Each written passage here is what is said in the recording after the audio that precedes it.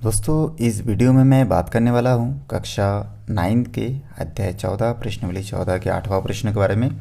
देखिए, लिखा हुआ है, उस त्रिज्याखंड के चाप की लंबाई और क्षेत्रफल ज्ञात कीजिए जो उस वृत्त के केंद्र पर 70 का कोण बनाता है एवं उनकी त्रिज्या जो है 21 सेंटीमीटर है।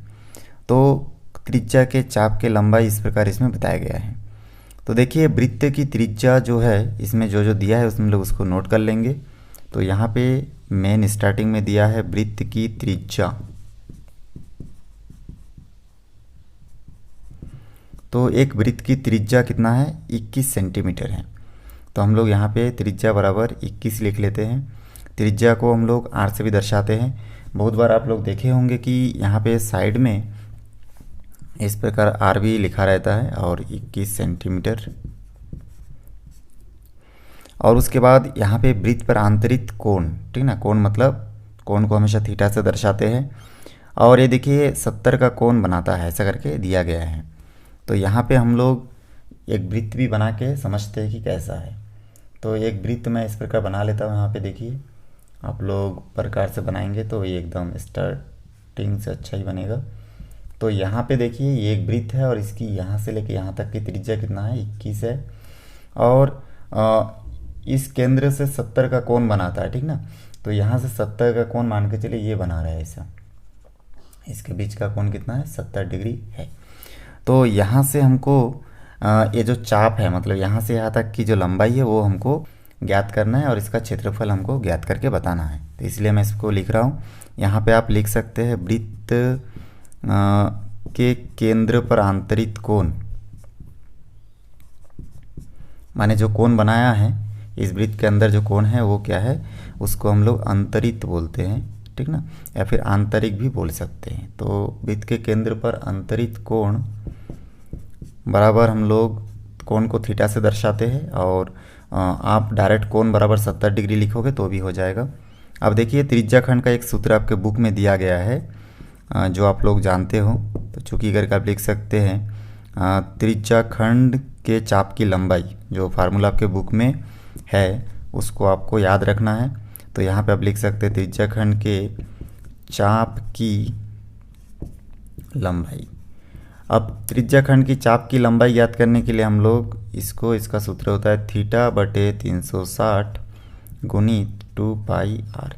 क्योंकि वृत्त का जो क्षेत्रफल होता है वो, वृत्त का जो परिधि होता है वो 2 पाई आर होता है, उसमें से ये थीटा कोण बना रहा है। और टोटल हम लोग इस परिधि को देखें तो ये टोटल 360 अंश का कोण बनाता है। तो 360 में ये 70 डिग्री अंतरित कर रहा है। तो इस प्रकार से हम लोग इसमें लिख सकते हैं थीटा की जगह पे 70 और 360 गुना, यहाँ पे हम लोग जानते हैं कि जो पाई का मान है वो होता है 22/7 और आर का जो वैल्यू है बुक में दिया है 21। तो यहाँ पे 21 लिख लीजिए। यहाँ पे देखिए जो जो कटेगा आपस में उसको काटिए। जैसे कि यहाँ पे 7 से 21 को हम लोग काट सकते हैं, 3 7 21। और उसी प्रकार से आगे भी यहाँ पे हम लोग कुछ कर सकते हैं कि नहीं, उसको हमको देखना है। देखिए यहाँ पे 0 और 0 कट जाएगा। यहाँ पे 2 से हम लोग 36 को भी काट सकते हैं। तो उसको काटने से पहले जो जो ऊपर है उसको ऊपर लिख लेते हैं। जैसे 7 बचा, 2 × 22 गुना यहाँ पे 3 बचा है और नीचे खाली 36 है। अब इस 36 को भी हम लोग यहाँ से काट सकते हैं। देखिए 2 से हम लोग 36 को काट सकते हैं, 3 से भी काट सकते हैं, 3 12 के 36। और इस 12 को फिर 2 से काट सकते हैं, 6 दूनी 12, ठीक है। तो इस प्रकार से देखिए आगे जो बचा है उसको फिर नोट कर लेंगे और फिर देखेंगे क्या क्या कट सकता है। तो 22 से 6 को काट सकते हैं, 11 दूनी 22 और 2 से 6 काटेंगे तो 3 बचेगा। तो इस प्रकार से ऊपर 7 × 11 और नीचे 3 बचा है। आगे सॉल्व करेंगे इसको तो हम लोग को प्राप्त हो जाएगा 77/3 और 3 से 77 को भी भाग देना है तो हम लोगों को मिल जाएगा 25.6 सेंटीमीटर, ठीक है। तो सेंटीमीटर को यहाँ पे लिख लेता हूँ। तो ये देखिए यहाँ तक हम लोग जो ज्ञात किए वो क्या है, त्रिज्याखंड के चाप की लंबाई। चाप की लंबाई हमको पता चल गया कि 25.6 सेंटीमीटर है, ठीक है। तो इस प्रकार से हम लोग यहाँ तक सॉल्व कर लिए। अब हमको और एक चीज़ निकालना, क्षेत्रफल, क्योंकि प्रश्न में दिया है लंबाई निकालो और क्षेत्रफल भी ज्ञात करके बताना है। तो चलिए हम लोग इसके बाद इसका क्षेत्रफल, त्रिज्याखंड का क्षेत्रफल का सूत्र लगा के क्षेत्रफल निकालते हैं। तो देखिए अब मैं यहाँ से क्या करूँगा, त्रिज्याखंड का क्षेत्रफल निकालूंगा। तो इसलिए मैं यहाँ पे नोट कर दूंगा त्रिज्याखंड का क्षेत्रफल। अब त्रिज्याखंड का क्षेत्रफल का भी सूत्र आपके बुक में दिया गया है, आप सभी को याद रखना है। उसका क्षेत्रफल का सूत्र है थीटा बाई 360 अंश और मल्टीप्लाई के बाद पाई आर स्क्वायर आपको लिखना है। यहाँ से फिर आपको थीटा का मान 70, 360 अंश और गुना के बाद फिर पाई आर स्क्वायर लिखा हुआ है। तो पाई की जगह हम लोग जानते हैं 22/7। आर का जो वैल्यू है 21 है, तो इसलिए हम लोग मल्टीप्लाई के बाद 21 का घात 2 दे सकते हैं। आगे इसको सॉल्व करेंगे तो यहाँ से आप देख सकते हैं कि ये देखिए दोनों 0 0 कट जाएगा।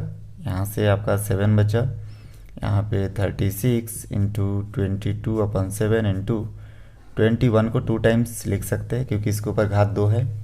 फिर 7 से हम लोग 21 को काटेंगे तो यहाँ पे 3 7 21, इस 3 से फिर 36 को भी काट सकते हैं, 3 12 के 36। जो बचा है उसको फिर नया करके लिख लीजिए, क्योंकि एक साथ अगर मैं पूरा काट दूंगा इसमें तो आप लोगों को समझ नहीं आएगा अच्छे से। इसलिए आप लोग 1 2 3 को काटने के बाद फिर उसको नया करके लिख लीजिए। देखिए 7 22 21 बचा है, नीचे 12 बचा है। और उसके बाद फिर देखिए यहाँ से क्या कर सकते हैं, तो हम लोग देख रहे हैं कि यहाँ पे हम लोग 12 को काट सकते हैं, ठीक ना। तो 12 को हम लोग क्या कर सकते हैं, यहाँ पे लिख सकते हैं 4 3 12, तो 12 कट गया। 3 से 21 को काटेंगे तो 7 बचेगा यहाँ पे। और आगे भी हम लोग इसको कट आउट करके देखेंगे यहाँ से। तो यहाँ पे देखिए यहाँ पे बचा है 7 इंटू 22 इंटू 7 और नीचे बचा है देखिए 4। अब ये दोनों सम संख्या है तो हम लोग जानते हैं 2 दूनी 4 होता है, 2 से 22 को काटेंगे तो 11 बचेगा यहाँ पे। तो इस प्रकार से ऊपर देखिए 7 इंटू 11 इंटू 7 बचा है और नीचे 2 बचा है। इन तीनों को अगर मैं मल्टीप्लाई करूँगा तो यहाँ से मेरे को मिल जाएगा 7 11 के 77 गुणित 7/2। और इसको आगे भी हम लोग हल करेंगे तो हो जाएगा 7 7 49 का 9, 4 7 7 49 और 4 हो जाएगा 53/2। इसको अगर आगे भी सॉल्व करेंगे आप तो आपको इसका आंसर मिल जाएगा 269.5।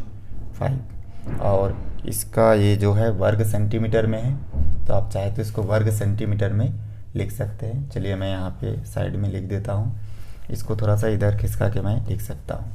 तो यहाँ पे बराबर के बाद देखिए इसको भाग देने के बाद जो आंसर है उसको मैं यहाँ पे लिखूँगा 269.5 और यहाँ पे वर्ग सेंटीमीटर।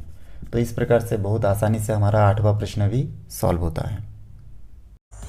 दोस्तों आपको मेरा वीडियो अच्छा लगे तो लाइक करें, शेयर करें, सब्सक्राइब करें और बेल आइकन को भी प्रेस करें ताकि जब भी मैं कोई नया वीडियो बनाऊं तो उसका नया अपडेट सबसे पहले आप तक पहुंचे। फिर मिलते हैं एक नई वीडियो के साथ।